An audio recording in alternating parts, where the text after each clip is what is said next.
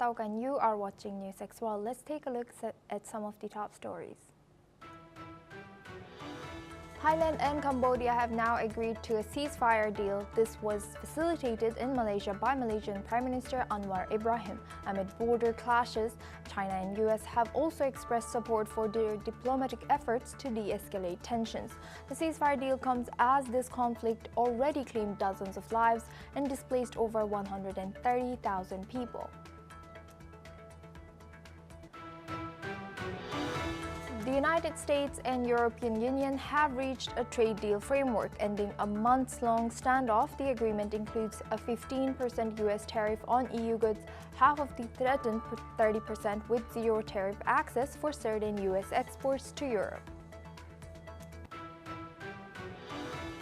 Italian Prime Minister Giorgia Meloni has called the new EU-US trade deal a positive step, but has also urged for greater clarity on its terms. Prime Minister Meloni said the 15% import tariff is sustainable only if it includes previously agreed tariffs and clear exemptions for agricultural products. UN aid chief calls for a permanent ceasefire in Gaza, not just a pause.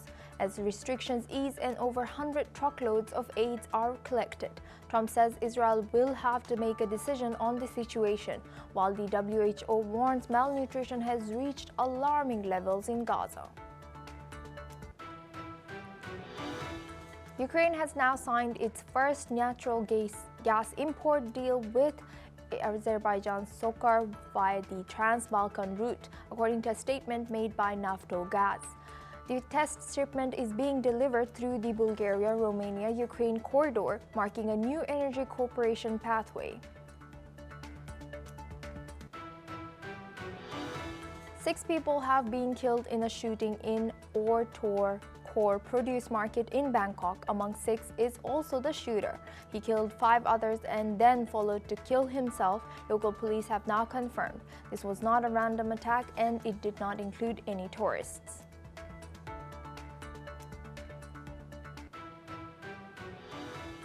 The United Nations climate chief has urged Australia and Turkey to end their 2-year standoff over who will host the COP31 climate summit, calling the ongoing delay unhelpful and unnecessary. Both countries submitted bids in 2022 but have failed to reach a compromise, missing a June deadline for a decision. Google has now admitted that its Android earthquake alert system failed to properly warn millions during Turkey's devastating 7.8 magnitude earthquake back in 2023. According to media investigation, only 469 take-action warnings were sent, despite 10 million people being within the range, revealing flaws in what Google describes as a global safety net. Malaysia has brokered a major breakthrough. Thailand and Cambodia have now agreed to an immediate and unconditional ceasefire. It is to take effect at midnight tonight local time. The ceasefire comes after weeks of deadly border clashes that displaced over 270,000 people.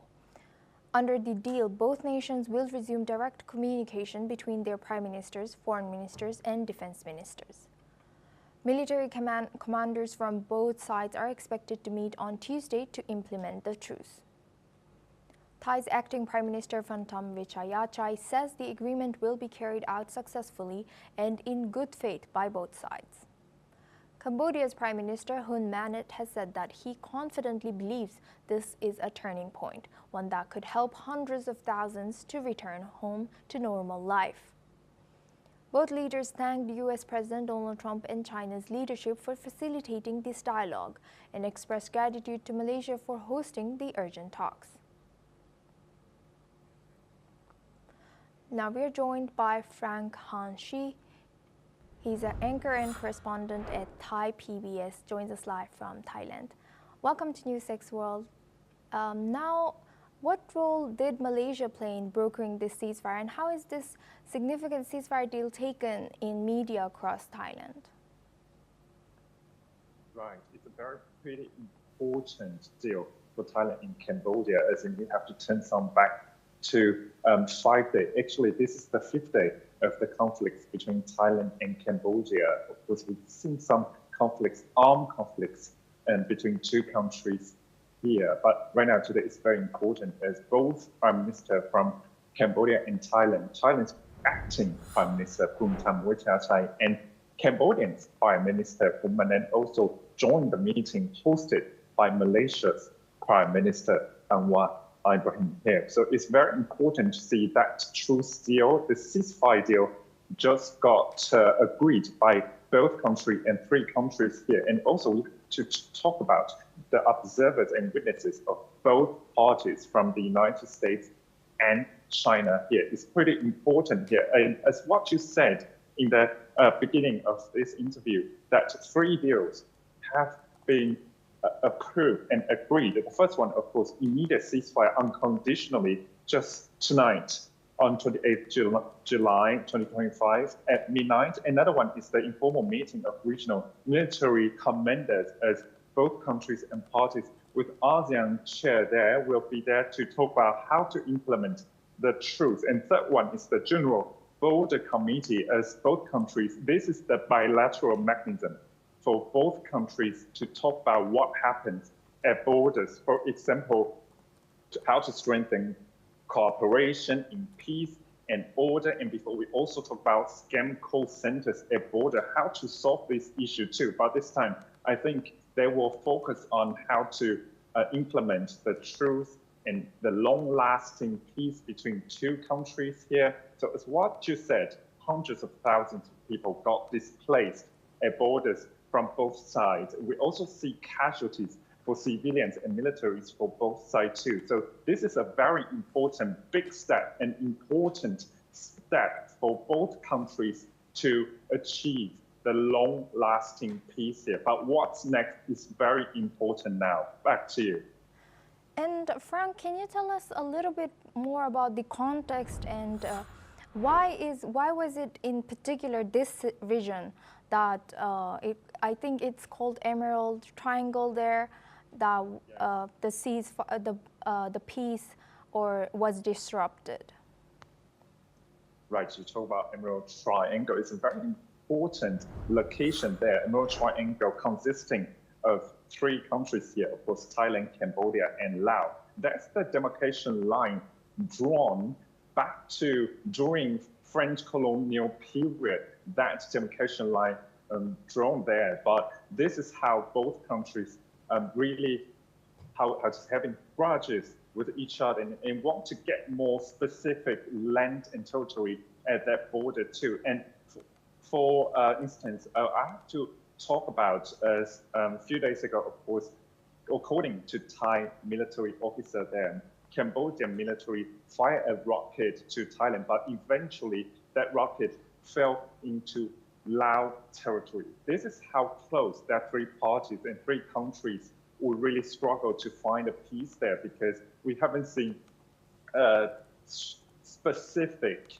line there for three countries, Thailand, Cambodia, and Laos, to follow for the formal and dialogue there to find a peace and, of course, a specific line at that border. And as what you said, we're going to have that bilateral meeting of General Border Committee between both countries, Cambodia and Thailand. But how does that work? Would that really solve the long-lasting issue at border at Emerald Triangle? Not just Emerald Triangle, in those four provinces of Thailand, Buriram, Sisaket, and Ubon Ratchathani, and other provinces along with the border with Cambodia. That's the point that conflicts began, and yes. Right now the conflict's still there. Yes, and Frank, now given this displacement of over 270,000 people, according to reports, what more can immediate humanitarian effort do so that these people can go back to their normal life in this region? Right, from Thailand's side, of course, government, private sector work together, hold hands together to hold those people displaced at the border, no matter to organize evacuation centers or private sector open their stadiums for people to stay there temporarily and providing what they need on the ground right now. And of course, I understand that Cambodian side too. But what you said is very important. International communities and foundations there also provide a lot of food, water to give it to both people on both sides. Those people, 100,000 displaced on the ground right now. And I understand that, of course, what we've seen today in Malaysia, in the official residence of Prime Minister Anwar Ibrahim, could give a light to them. It's a positive development on the ground right now. They might have the hope to go home after that, but we have to wait until tomorrow's meeting. We will see more details after that. And Frank, now, how did the involvement of global powers like US and China impact this stability of this can impact the stability of ceasefire there? Right. That's what you said. The very two important partners for both countries, no matter it's China and the United States, also for Cambodia and Thailand too. Of course, China already, before this truce talk began, we already see China, their foreign ministry already said that they want to see de-escalations from both countries. And the United States, of course, we see that President Donald Trump called both Prime Minister from Thailand and Cambodia to see the peaceful resolution and security peace there, stability in both countries and the region too. So, of course, what President Donald Trump said there just before the meeting, they had that call. They say, and President Donald Trump said that if there's no peaceful resolution and peace in both countries, trade talks wouldn't continue. So I think this is one of the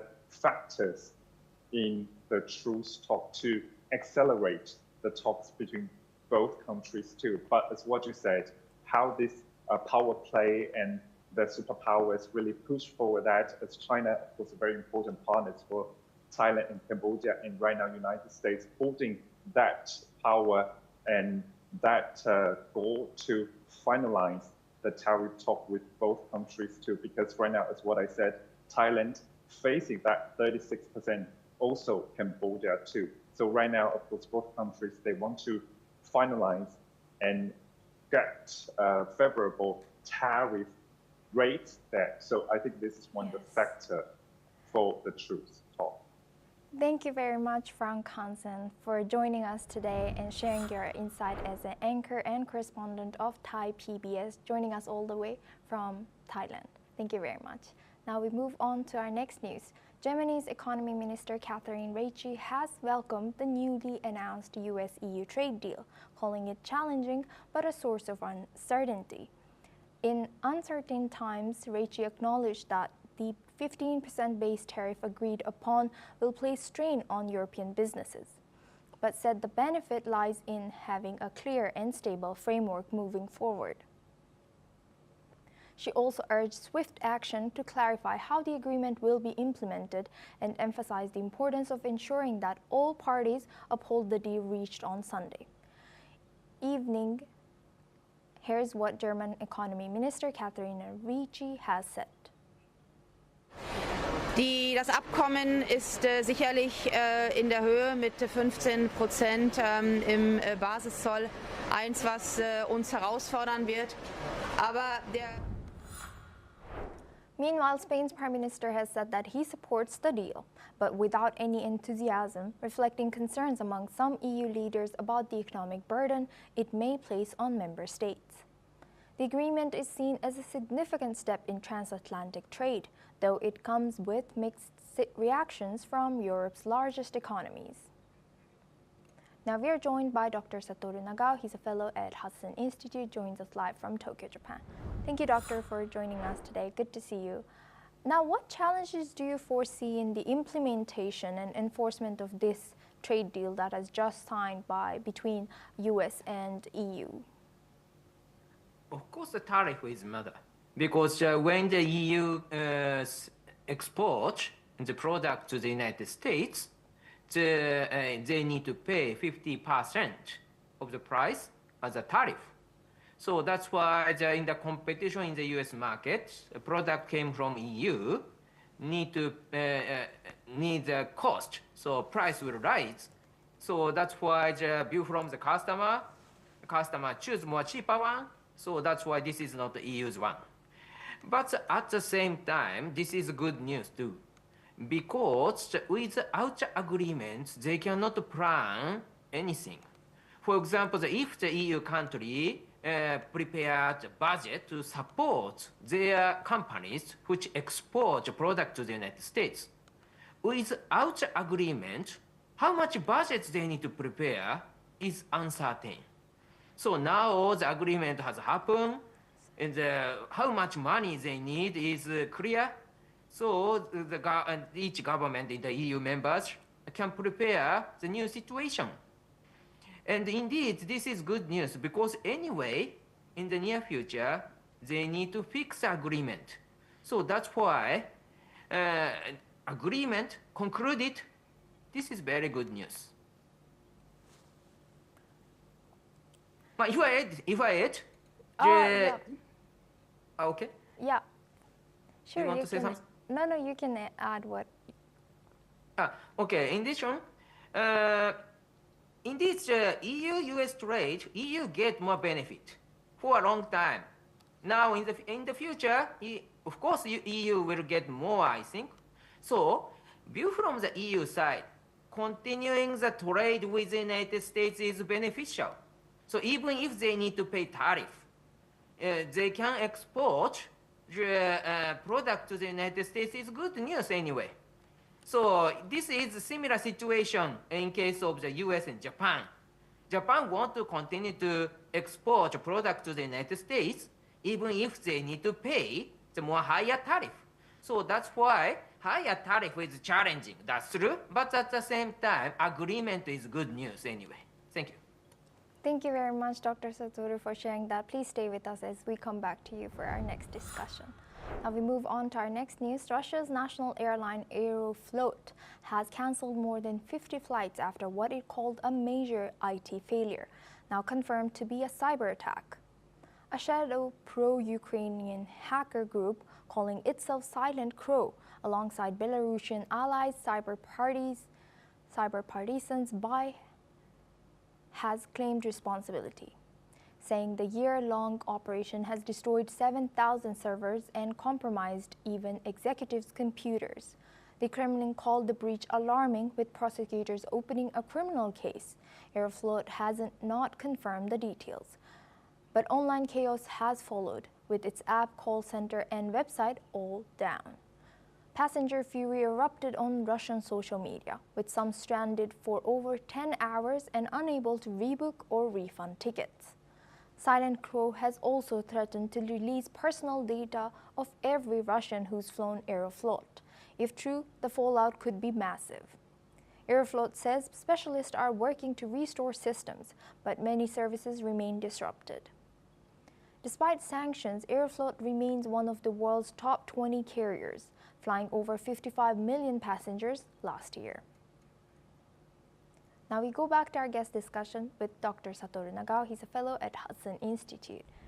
Thank you, Doctor, for staying with us. Now, how significant is this cyber attack on Russia's infrastructure and these airlines? This is significant because cyber warfare is main arena of war recently. But indeed, it is not easy to distinguish a peace or war. But in case of Russia and Ukraine, it is clear this is under war. But at the same time, indeed, between other country and other country, still it has happened. So only matter is there enough defense to deal with hackers? But that is only matter. Because war or peace is not a matter. Anytime the hacker choose a target and try to attack, so if the defense is not enough, it is easy to penetrate and control it. And this means that this system is easy to break down or controlled by other hackers. So that's why this is a warfare of the cyber area. no geography, no timing, anytime is a war. And between Russia and Ukraine, Ukraine penetrates Russia's defense means that Russia does not have enough defense in case of the cyber warfare. That is, this incident is evidence. Yes, and now, Doctor, what impact can this attack have on Aeroflot's reputation and its operation now going forward? Reputation itself is not damaged because in case of the Aeroflot, people do not trust so much. If the airline is very trustworthy authority, in this case, of course, if they do not have enough defense, many people worry about this airline and choose another airline instead. So that's why this is a significant impact for that airline. But in case of Aeroflot, many people worry about Aeroflot, do not trust them. So that's why the damage is limited, despite the penetration of the defense of the Aeroflot cyber area is, of course, one of the tough job. But anyway, people in the world do not trust the Aeroflot's capability anyway. Yes. Thank you very much, Dr. Satoru Nagao, for joining us and sharing your insight. Now we move on to our next news. Israel's Defense Minister, Israel Katz, is warning Hamas to release the remaining hostages from the October 7th, 2023 attack or face escalating military action. At a ceremony in Holon, Katz said Israel is ready to take even stronger steps against Hamas if the hostages are not freed. He described Israel's current strikes as powerful, but promised they will intensify if necessary. Let's listen into what Israel Katz has to say. אם החמאס לא ישחרר את החטופים, ייפתחו שערי הגיהנום בעזה. מעבר למה שעושים, בעוצמה רבה, נעשה ונעשה עוד הרבה יותר. נגן על החטופים ונפגע בכל מה שקשור לחמאס עד שישחרר את החטופים. אנחנו פועלים בעוצמה, כדאי שתדעו, כאשר צריך להיכנס לאזור, בח'אן יונס, קודם כל נותנים התראה לתושבים, ודאים שאין חטופים. נותנים התראה לתושבים הפלסטינים להתפנות, ואחרי זה פועלים מהאוויר, מהיבשה וצריך גם מהים, לפגוע בכל איום על חיילי צה"ל. כל בניין וכל דבר הוא נפגע על מנת שלא יסוכנו חיילי צה"ל. וכשחיילי צה"ל נכנסים ומתארים את האזורים, הם לא יוצאים החוצה כמו קודם. הם נשארים ומורידים את האיומים מעל ומתחת לפני הקרקע על מנת שלחמאס לא יהיה לאן לחזור ולאיים. Now we are joined for this discussion by Ahmed Fattu. He's a spokesperson for the Fata Movement that joins us live from Ramallah. Thank you, Ahmed, for joining us today. Good to see you. Now, Israel Katz has said that it can intensify more. What are the consequences if Israel's threat of escalating this military action continues? Thank you for having me. I have to say that Israel is already putting Gaza in hell when a country member state of the United Nations starved 88 children to death. That is beyond words, and that's beyond hell. This war criminal and this government of fascist far-right extremists who are starving children for death are not caring for the hostages and are not doing this war crime after war crime for the past 2 years because they want to release the hostages. We have already came to the established fact that Israel does not care, and Netanyahu's government does not care to the hostages, and he's only pushing toward a colonial extermination plan. The evidence of that is what's happening in the West Bank by the settler terrorism, the organized and well-funded and sponsored by the Israeli government settlers terrorism in the villages and the cities of the West Bank that has no Hamas, that has no hostages, and also the bill that was issued by the Israeli parliament, the Knesset, that says they plan to annex, their plans of annexation to annex the Palestinian occupied territories in violation to the international law, in violation to the UN resolution and the international consensus. So this is a designed criminal act and war crime after war crime and oppression and persecution of the Palestinian people that aims to exterminate and ethnically cleanse the Palestinian people in Gaza and in the West Bank. Hostages negotiations from the very early on was already confirmed that Hamas would accept a full exchange of hostages with Palestinian political prisoners. By the way, there are thousands of Palestinian political hostages in Israeli jails, including children. And from very early on, Hamas said that they will exchange that is Israel refused. Israel wants occupation and occupation of Gaza. And actually what has been announced from the mediators between the negotiators between Israel and Hamas has said clearly that Israel refused to retreat, refused to leave the Rafah crossings, and have some further conditions on about the issues regarding the aid. We have seen how Israel used aid and used food, used starvation as a weapon of war in violation to all international norms and basic principles.